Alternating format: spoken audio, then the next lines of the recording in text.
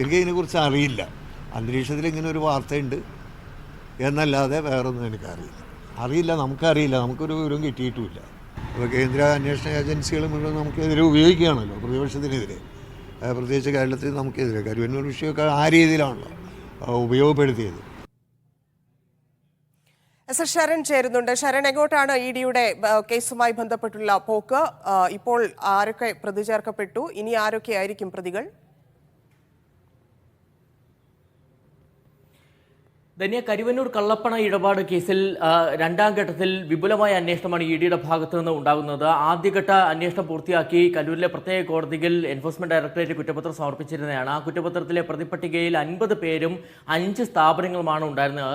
ഇതിന് പുറമെയാണ് ഇപ്പോൾ കൂടുതൽ ആളുകളെ പ്രതി ചേർക്കാനുള്ള നീക്കം കൂടി എൻഫോഴ്സ്മെന്റ് ഡയറക്ടറേറ്റ് നടത്തുന്നത്. അതിൽ പ്രധാനമായും ഇ ഡി പറയുന്നത് വലിയ രീതിയിൽ തന്നെ അനധികൃത നിക്ഷേപം സ്വീകരിച്ച നിരവധി ആളുകളുണ്ട്. അങ്ങനെ നിക്ഷേപം സ്വീകരിച്ച ആളുകൾ ഇത് തിരികെ അടയ്ക്കാത്ത സാഹചര്യം കൂടിയാണ് ഉണ്ടായിരുന്നത്. അങ്ങനെ ബാങ്കിന് വലിയ സാമ്പത്തിക നഷ്ടമുണ്ടാക്കിയ, സാമ്പത്തിക ബാധ്യത ഉണ്ടാക്കിയ ആളുകളെ കൂടി പ്രതി ചേർക്കാനുള്ള നീക്കമാണ് ഇ ഡി നടത്തുന്നത്. 20ഓളം പേർ അത്തരത്തിൽ പ്രതികളാകും എന്നുള്ള കൂടിയാണ് ഇ ഡി നൽകുന്ന സൂചന. എന്തായാലും നേരത്തെ CPM-നെ കൂടി ഈ കേസുമായി ബന്ധപ്പെട്ട് പ്രതി ചേർക്കുന്ന നിലയിലേക്കാണ് കാര്യങ്ങൾ പോരുന്നത്. ഇന്നലെയാണ് CPM-നെ വലിയ രീതിയിൽ പ്രതിരോധത്തിലാക്കിയ നീക്കം ഇ ഡിയുടെ ഭാഗത്തു നിന്ന് ഉണ്ടായിരുന്നത്. അതിൽ തന്നെ പ്രധാനമായും CPM-ന്റെ 8 ബാങ്ക് അക്കൗണ്ടുകൾ കണ്ടുകെട്ടുകയും ഒപ്പം തന്നെ ഭൂമി അടക്കമുള്ള കാര്യങ്ങൾ കണ്ടുകെട്ടുകയെല്ലാം ചെയ്തിരുന്നു. അതിന് പുറമെയാണ് CPM-നെ പ്രതി ചേർക്കുകയും ചെയ്തിരുന്നത്. എന്തായാലും ഇതൊരു സംഘടിതമായിട്ടുള്ള കുറ്റകൃത്യമാണ്. CPM ഇത്തരത്തിൽ ഈ ബാങ്കിൽ നിന്നും തട്ടിയെടുത്ത പണത്തിന്റെ പങ്ക് അത് CPM-ന്റെ വിവിധ ഘടകങ്ങളിലേക്ക് എത്തി എന്നുള്ള കണ്ടെത്തലിന്റെ അടിസ്ഥാനത്തിൽ കൂടിയാണ് CPM-നെ കൂടി പ്രതി ചേർക്കുകയും ചെയ്തിരുന്നത്.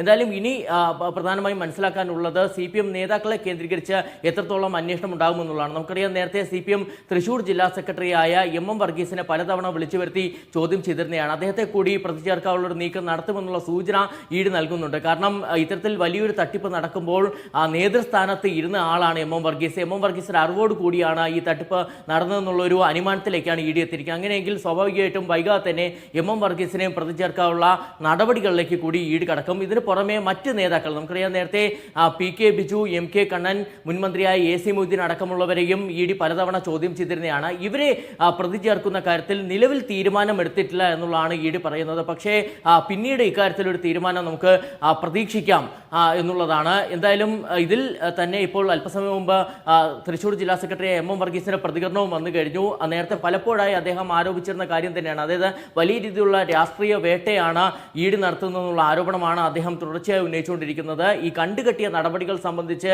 യാതൊരു അറിവും തനിക്കില്ല, മാധ്യമങ്ങളിലൂടെ കണ്ട് മാത്രമേ അറിയാവൂ, അതിനപ്പുറമുള്ള അറിവില്ല എന്നുള്ളതാണ് അദ്ദേഹം പറയുന്നത്. എന്തായാലും CPM-നെ കൂടുതൽ പ്രതിരോധത്തിലാക്കുന്ന നീക്കത്തിലേക്ക് ഇ ഡി കടക്കുമ്പോൾ തന്നെയാണ് 20ഓളം പേര്, അതായത് ബാങ്കിൽ നിന്നും വായ്പകൾ സ്വീകരിച്ച് തിരിച്ചടയ്ക്കാത്ത, അങ്ങനെ ബാങ്കിന് വലിയ അതിനെക്കുറിച്ച് MM വർഗീസ് ഒന്നും പറഞ്ഞില്ലേ? കാരണം 9 പേരുടെ സ്വത്തുക്കളാണ് CPM-ന്റേത് അടക്കം കണ്ടുകെട്ടിയത്. അപ്പം ഈ പ്രതി ചേർക്കപ്പെട്ട മറ്റ് വ്യക്തികൾ അവർ അനധികൃതമായി ബാങ്കിൽ നിന്ന് പണം സമ്പാദിച്ച ആളുകളാണ്. അവരുമായി ബന്ധപ്പെട്ടുള്ള വിവരങ്ങളൊന്നും പാർട്ടി സെക്രട്ടറിക്ക് ഇല്ലേ?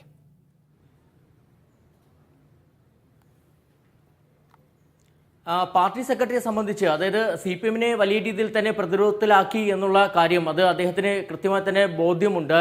കാരണം ഇന്നലെ അത്തരത്തിൽ 8 അക്കൗണ്ടുകളാണ് കണ്ടുകെട്ടിയിരിക്കുന്നത്. അതിൽ കരുവന്നൂർ ബാങ്കിലെ മാത്രം 5 അക്കൗണ്ടുകളും ഇതിന് പുറമെ തൃശൂർ ജില്ലാ കമ്മിറ്റിയുടെ പേരിലുള്ള 2 അക്കൗണ്ടുകളും ഇരിങ്ങാലക്കുട ബാങ്കിലെ ഒരു അക്കൗണ്ടുമാണ്, അതായത് ഇരിങ്ങാലക്കുട ഏരിയ കമ്മിറ്റിയുടെ പേരിലുള്ള ഒരു അക്കൗണ്ടുമാണ് കണ്ടുകെട്ടിയിരിക്കുന്നത്. അങ്ങനെ 8 അക്കൗണ്ടുകൾ കണ്ടുകെട്ടുകയും പൊർത്തിശ്ശേരി ലോക്കൽ കമ്മിറ്റിയുടെ പേരിൽ CPM വാങ്ങിയ 5 സെന്റ് ഭൂമി ഇ ഡി കണ്ടുകെട്ടുകയും ചെയ്തിട്ടുണ്ട്. അത് സംബന്ധിച്ചാണ് അദ്ദേഹത്തിന്റെ പ്രതികരണം വന്നിരിക്കുന്നത്. ഇതിനെക്കുറിച്ച് കാര്യമായ അറിവ് ഇല്ല എന്നുള്ളതാണ് അദ്ദേഹം പറയുന്നത്. എന്തായാലും സ്വാഭാവികമായിട്ടും കൂടുതൽ പ്രതികരണം നേതാക്കളുടെ ഭാഗത്തു നിന്ന് ഉണ്ടാകേണ്ടതാണ്. അതായത് നമ്മൾ മനസ്സിലാക്കുന്നത് CPM സംസ്ഥാന നേതാക്കളടക്കം ഈ വിഷയത്തിൽ വരും മണിക്കൂറുകൾ പ്രതികരിക്കുമെന്നുള്ളതാണ്. എന്തായാലും ഇതിനിടയിൽ ഈ കൂടുതൽ ആളുകളിലേക്ക്, ഞാൻ നേരത്തെ സൂചിപ്പിച്ച പോലെ 50 പേരായിരുന്നു നേരത്തെ പ്രതിപട്ടികയിൽ ഇടം പിടിച്ചിരുന്നതെങ്കിൽ 20ഓളം പേർ കൂടി അതിലേക്ക് ആഡ് ചെയ്യപ്പെടുന്നു എന്നുള്ളതാണ് ഏറ്റവും പ്രധാനപ്പെട്ട കാര്യം. എന്തായാലും ഇനി CPM നേതാക്കൾ, CPM-ന്റെ തൃശൂർ ജില്ലയിലെ നേതാക്കൾ കൂടി പ്രതി ചേർക്കപ്പെടുമോ എന്നുള്ള കാര്യത്തിൽ ഒരു വ്യക്തത വരേണ്ടതുണ്ട്. ഇ ഡിയുമായി സംസാരിക്കുമ്പോൾ അവർ പറയുന്നത് MM വർഗീസിനെ പ്രതി ചേർക്കാനുള്ള സാധ്യത നിലനിൽക്കുകയാണ്. മറ്റു നേതാക്കളുടെ കാര്യത്തിൽ പിന്നീട് തീരുമാനമെടുക്കും. ശരൺ, അതിനോട് MM വർഗീസ് പ്രതികരിച്ചത് പാർട്ടി ഇ ഡി വേട്ടയാടുന്നു എന്നാണ്. ഈ വാർത്ത അക്കൗണ്ട് മരവിപ്പിച്ചതിനെ കുറിച്ച് പോലും അറിയില്ല, കേന്ദ്ര ഏജൻസി CPM-നെ വേട്ടയാടുന്നു എന്നാണ് അദ്ദേഹം പറഞ്ഞത്. അദ്ദേഹത്തിന്റെ വാക്കുകളിലേക്ക്. അല്ല നമുക്കിത് അറിയില്ല, എനിക്കറിയില്ല. അറിയില്ല എന്ന് പറഞ്ഞാൽ ഇന്നലെ മുതൽ ചാനൽ വാർത്ത നിങ്ങളുടെ മാധ്യമം തന്നെ ഞാനും കണ്ടിട്ടുണ്ട്. പിന്നെ ഇന്ന് പത്രം മാതൃഭൂമിയൊന്നും എഴുതിയിട്ടില്ല, മനോരമയിൽ ഒരു വാർത്ത കണ്ടത്. അതല്ല നമുക്ക് എനിക്കിതിനെക്കുറിച്ച് അറിയില്ല. അന്തരീക്ഷത്തിൽ ഇങ്ങനെ ഒരു വാർത്തയുണ്ട് എന്നല്ലാതെ വേറൊന്നും അറിയില്ല, നമുക്കറിയില്ല, നമുക്കൊരു വിവരം കിട്ടിയിട്ടുമില്ല. CPM പ്രതി ചേർത്തി, പിന്നെ സ്വത്ത് മരവിപ്പിച്ചു, അങ്ങനെ ഇങ്ങനെയെന്നൊക്കെ പറഞ്ഞിട്ട് അത് മരവിപ്പിക്കാൻ പോകുന്നു, ശുപാർശ ഇങ്ങനെയൊക്കെ പറഞ്ഞേ വാർത്തകൾ വരുന്നു കാണുന്നു എന്നല്ലാതെ അതിനപ്പുറത്ത് അതിനെക്കുറിച്ചൊന്നും പറയാനും കഴിയില്ല.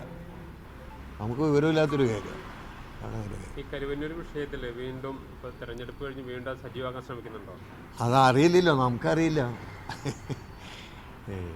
ഇങ്ങനെ പുറത്തുശ്ശേരി കമ്മിറ്റിയുടെ സ്ഥലമാണെങ്കിൽ കള്ളപ്പണത് ഇങ്ങനെ വാർത്തകൾ വരുന്നുണ്ട്, അവിടെ നമുക്കറിയില്ല അങ്ങനെ കെട്ടും പണിതുണ്ടോ. ലോക്കൽ കമ്മിറ്റി സാധാരണ പാർട്ടി ജില്ലാ കമ്മിറ്റിയുടെ പേരിലാണ് ഈ സ്ഥലം വാങ്ങുന്നത്. ജില്ലാ കമ്മിറ്റിയുടെ പേരിൽ, ജില്ലാ സെക്രട്ടറിയുടെ പേരിൽ, പാർട്ടിക്ക് വേണ്ടി. അതാണ് അതിനെ സംബന്ധിച്ച്. വേറെ ഇതിനെക്കുറിച്ച് നിങ്ങളിങ്ങനെ സാങ്കല്പികമായിട്ട് ചോദിച്ചാൽ നമുക്കതിന് ഉത്തരം പറയാനും കഴിയില്ല. ഇതൊരു വേട്ട തന്നെയാണോ? വേട്ട ഇതിപ്പോൾ എന്താണെന്ന് അറിയട്ടെ, വേട്ടയാണല്ലോ, അതിലെന്താ തർക്കം. അതിപ്പോൾ ഇതുവരെയുള്ള നമ്മുടെ അനുഭവം അതല്ലേ. അപ്പം അതെന്താണെന്ന് അറിയില്ല, എന്താ സംഭവം എന്ന് അറിയട്ടെ. ഈ തിരഞ്ഞെടുപ്പിന് മുൻപ് സജീവമായിരുന്നു, പിന്നെ ഇപ്പോൾ തിരഞ്ഞെടുപ്പ് കഴിഞ്ഞ് വീണ്ടും അത് സജീവമാക്കാൻ അതറിയില്ല. സജീവമാക്കാൻ ഇപ്പോൾ ഇങ്ങനെ ഒരു വാർത്ത വരുന്നു, അതിനപ്പുറത്തെ കാര്യങ്ങളിൽ ചോദിച്ചാൽ നമുക്ക് അറിയട്ടെ, എന്താണെന്ന് അറിയട്ടെ. അത് നിയമപരമായിട്ട് തന്നെ നീങ്ങും. അതേ വിഷയം വരുന്നതിനനുസരിച്ച് നീങ്ങാനല്ലേ പറ്റൂ. അത് നമ്മൾ പറഞ്ഞിട്ടുണ്ടല്ലോ, രാഷ്ട്രീയമായിട്ട് അതുപോലെ നിയമപരമായിട്ട് കാര്യങ്ങൾ. ഇതൊരു വേട്ടയാണ്, ഇങ്ങനെ ഉണ്ടോ എന്താ സംഭവം എന്നറിയില്ല. അതിപ്പോൾ നമ്മൾ ആ കാര്യം പറഞ്ഞിട്ടുള്ളതാണ്, നമുക്കറിയാം. അപ്പോൾ കേന്ദ്ര അന്വേഷണ ഏജൻസികൾ മുഴുവൻ നമുക്കെതിരെ ഉപയോഗിക്കുകയാണല്ലോ, പ്രതിപക്ഷത്തിനെതിരെ, പ്രത്യേകിച്ച് കേരളത്തിൽ നമുക്കെതിരെ. കരുവന്നൂർ വിഷയമൊക്കെ ആ രീതിയിലാണല്ലോ ഉപയോഗപ്പെടുത്തിയത്. അപ്പോൾ അത് നിങ്ങൾക്കെല്ലാവർക്കും അറിയാം, നമുക്കെല്ലാവർക്കും അറിയുന്ന കാര്യം. ബാങ്കിന്റെ പൈസ പിന്നെ പറഞ്ഞോ? ബാങ്കിലെ അന്ന് മറ്റേ ബാങ്കിൽ അടയ്ക്കാൻ കൊണ്ടുപോയി പൈസ പിടിച്ചതിനെതിരെ അല്ല, അത് മരവിപ്പിച്ചിരിക്കുകയല്ലേ, അതിപ്പോൾ കേസായിട്ട് നിൽക്കണം. അപ്പോൾ അത് സംബന്ധമായിട്ടുള്ള കാര്യങ്ങൾ അത് എന്താണെന്ന് വരട്ടെ, അറിയട്ടെ. അങ്ങനെ എന്തെങ്കിലും ഉണ്ടോ, നീക്കങ്ങളുണ്ടോ ഇല്ലയോ, ഇത് ഇപ്പോൾ നമുക്കറിയാത്തൊരു കാര്യത്തിൽ ഞാനങ്ങനെ മുൻകൂർ പിന്നെ പ്രതികരിക്കാനും കഴിയില്ല. എന്താണെന്ന് അറിയട്ടെ, അറിഞ്ഞിട്ട് നോക്കാം. അല്ല, ഇതിനകത്ത് ആദ്യം നേതാക്കളെയാണ് വേട്ടയാടുന്ന സ്ഥിതി ഉണ്ടായത്. ഇപ്പൊ പാർട്ടിയെ തന്നെ പ്രതികൂട്ടിലാക്കാനുള്ളൊരു നീക്കമാണോ നടക്കുന്നത്? ഇപ്പോൾ അറിയില്ല. ഇപ്പോൾ ഈ പറയുന്ന വാർത്ത ശരിയാണെങ്കിൽ അങ്ങനെയാണല്ലോ. ഇത് കഴമ്പുള്ളൊരു വാർത്തയാണെങ്കിൽ പാർട്ടിയെ വേട്ടയാടുക എന്നുള്ളത് തന്നെയാണ്. അത് അറിയില്ല, അറിഞ്ഞതിന് ശേഷം പറയും. അറിയാതെ ഞാൻ അങ്ങനെ പറയുന്നത് ഒരു ശരിയല്ല. സംഭവം വരട്ടെ, വിഷയം വരട്ടെ, എന്താണെന്നറിയട്ടെ. അപ്പോൾ